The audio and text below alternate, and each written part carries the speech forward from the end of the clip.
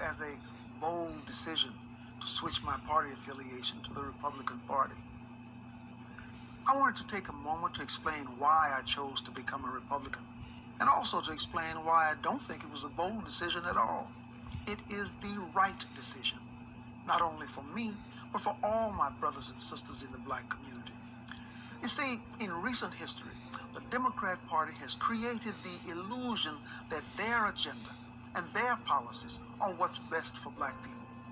Somehow it's been forgotten that the Republican Party was founded in 1854 as an abolitionist movement with one simple creed, that slavery is a violation of the rights of man. Frederick Douglass called Republicans the party of freedom and progress, and the first Republican president was Abraham Lincoln, the author of the Emancipation Proclamation. It was Republicans in Congress who authored the 13th, 14th, and 15th Amendments, giving former slaves citizenship, voting rights, and due process of law. The Democrats, on the other hand, were the party of Jim Crow. It was Democrats who defended the rights of slave owners. It was the Republican President Dwight Eisenhower who championed the Civil Rights Act of 1957. But it was the Democrats in the Senate who filibustered the bill. You see, at the heart of liberalism is the idea that only a great and powerful big government can be the benefactor of social justice for all Americans.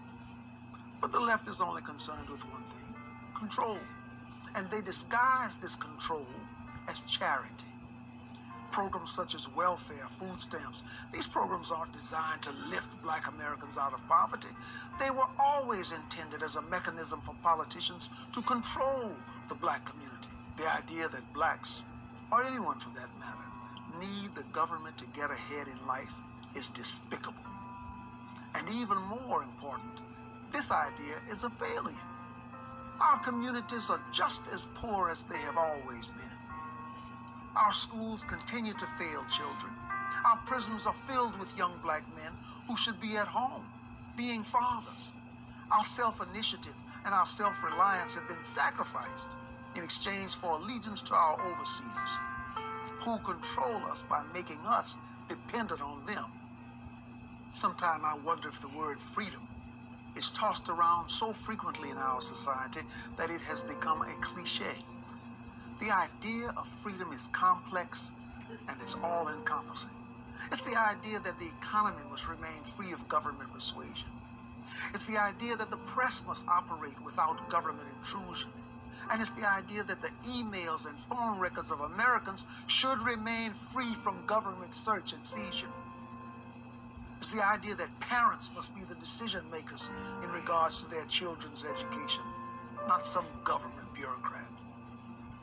But most importantly, it is the idea that the individual must be free to pursue his or her own happiness, free from government dependence and free from government control. Because to be truly free is to be reliant on no one other than the author of our destiny. These are the ideas at the core of the Republican Party, and it is why I am a Republican. So my brothers and sisters of the American community, please join with me today in abandoning the government plantation and the party of disappointment, so that we may all echo the words of one Republican leader who famously said, "Free at last, free at last. Thank God Almighty, we are free at last."